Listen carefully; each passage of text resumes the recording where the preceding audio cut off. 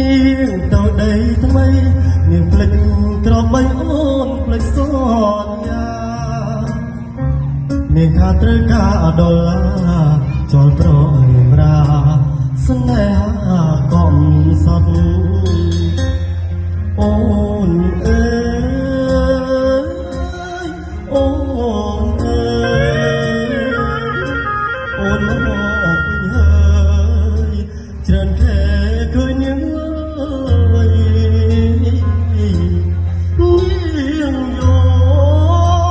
នាងយំគេធ្វើបាបផ្លៃអូននាងវិលវ័យអូននាងវិលវ័យសុខស្នេហ៍នៅរងចាំអូននាងអើយអើយនាងឬស្នេហ៍មិនព្រៀងជួនព្រៀងជួនឆោអូនដូចបាយលំបាយឡំគេលេងអមក៏ក្រវែងចោ